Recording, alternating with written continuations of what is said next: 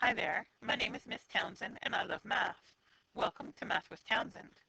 This video is for grade 11 students in MCR 3U who are preparing for the exam and want the solutions to the practice exam questions. This is video number 7 and we start here with question 22. Determine the vertex by completing the square, verify your answer using partial factoring, and state if the vertex is a maximum or a minimum. Well, before I do anything else, I can certainly do this last part. I know that the a value is -3, and when the a value is negative, it means a negative parabola. A negative parabola has a maximum. So we know that the vertex we're about to see is a maximum. So let's go ahead and complete the square. So start by factoring that a value out of the first two terms, and the third term just gets pushed to a side. So -3 was factored out of -3x and +6x. Now, this -2x becomes my focus. I need to take half of -2, so I like to do this in my brain. I need to take half of -2 and square that result. So the answer I get is the number that I have to add and subtract into that bracket. So again, why did I add 1? Well, that created these three terms, which together are a perfect square trinomial, which is good because we're about to factor a perfect square trinomial. The reason for the -1 is because if you add 1, you have to subtract 1, otherwise you're changing the expression. Now that -1 is unfortunate, but we still have to do it. So before I can factor these red perfect square trinomial terms, let's take this -1 out of the bracket. So remember, why is it in the bracket in the first place? Because it's being multiplied by -3. So when I take it out of the bracket, it means do that math. So it's actually -3 times -1. So there it is outside of the bracket. So what I'm left with now is a beautiful perfect square trinomial. So how does that factor? Well, I need two numbers that multiply to -2 and add to 1, and they're the same number. So the only answer is -1. And remember, that was that half number over here. It's always going to be that half number over here. -1 squared, -1 doubled. 3 plus 4 is 7. So that tells me that we have a vertex at 1, 7. So there's -h, and there's k, and it's a maximum. We already did that thinking. So now let's do this. It says to verify by, what does it say? Verify by partial factoring. Now, I personally don't really do partial factoring as a teacher. I just figure there's enough going on anyway. But what the heck, if it wants to do, if maybe your teacher did partial factoring. So let's do partial factoring. So we're going to verify, we're going to find the vertex using a different method. It's called partial factoring. And the way it works is like this. On a parabola, and I'm just going to draw a random parabola. The axis of symmetry, so this green axis of symmetry, can always be found if you know where two horizontally aligned points exist. So for example, if both of these points had a y value of 10, then I could use their x coordinates to find the axis of symmetry. We often do this with roots. So let me just start fresh with a little diagram here. Most of the time, we use this using the roots idea. That we know that if we have roots, say of -6 and +8, if we have roots at -6 and +8, we know that their midpoint will be the axis of symmetry. Um, but you don't have to only use roots in order to do that. You can use any other pair of points that have the same y value, and you can still find the axis of symmetry. So that's what we're going to do. That's called partial factoring. Again, you may or may not have seen it. If you didn't see it in class, you're not going to have to do it on the exam. So you can just watch this for fun. Now, what I'm going to do is I'm going to let y equal 4. And that's because of this value over here. So if I let y equal 4 and solve for x, I will be finding, so let's think about a parabola. Here's y equals 4.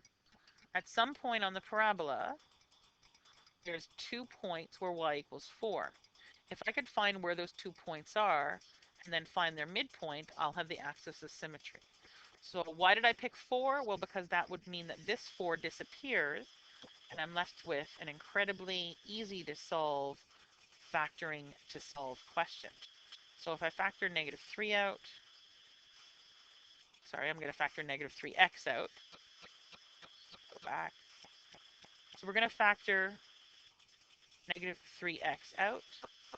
So that gives me x equals 0 and x equals 2. And finding the midpoint means that the axis of symmetry, so the midpoint between those is at x equals 1. And if I know the axis of symmetry, I know the vertex is at 1 comma something. So let's go back to the original function, substitute 1 in. Was that a negative 6 or a positive 6? Okay, this was a negative 3 there. Okay, so substituting 1 in, I'll get the other part of my vertex. So negative 3 plus 6 plus 4 is 7. So there's my vertex. Again, we already knew it, but now I verified it using partial factoring. So let's do the same thing in question B. And again, if you're worried about partial factoring, I don't know who teaches it and who doesn't, because it's sort of not so necessary as if you understand how to do other math that we teach you. However, some teachers might really like it as an extra trick, and some people might prefer to avoid it. So if you've never seen it before, please don't learn it all of a sudden unless, you have a lot of absences. Ha ha ha. Okay, here we go. Another quadratic. State if the vertex is a maximum or a minimum. Well, I see an a value that's positive. This is what positive parabolas looks like, and therefore there is a minimum value. Let's find the vertex by completing the square. So again, that 2, whatever this a value is, I must factor it out of the first 2 terms, and the other term just gets pushed to a side. This negative 4, here's my brain. I need to take half of negative 4 and square my result. So half of negative 4 is negative 2. Negative 2 squared is 4. So that means I need to both add 4 and subtract 4 inside the bracket. And again, I added 4 to create a perfect square trinomial. This minus 4, well, that was just, I had to. If I add 4, I have to subtract 4. So let's move that subtract 4 out of the bracket. And remember, it's not really subtract 4, it's really 2 times subtract 4. So 2 times negative 4 is negative 8. So now I have a perfect square trinomial right here, which factors to x minus 2 squared, and that's minus 1. So my vertex is at positive 2, negative 1, and it's a minimum. So we're going to verify it using partial factoring. So again, if you're sure you haven't done partial factoring, you might not want to watch this, but here we go. So I'm going to let y equal 7. And I'm going to figure out what x coordinates give me a y value of 7. And the reason why I pick 7, obviously, is so that it will balance this 7, and I'm left with just the x terms, which are easy to factor. And that gives me x equals 0 and x equals 4, which means that the axis of symmetry is the midpoint, or x equals 2, which means the vertex is at 2 comma something. So go back to the original function and sub in f equals 2. So 2x squared minus 8x plus 7. So I get 8 minus 16 plus 7, which is negative 1. So here I get a vertex of 2, negative 1, and we already knew that. So partial factoring is an interesting way of finding the vertex, but it's not the only way.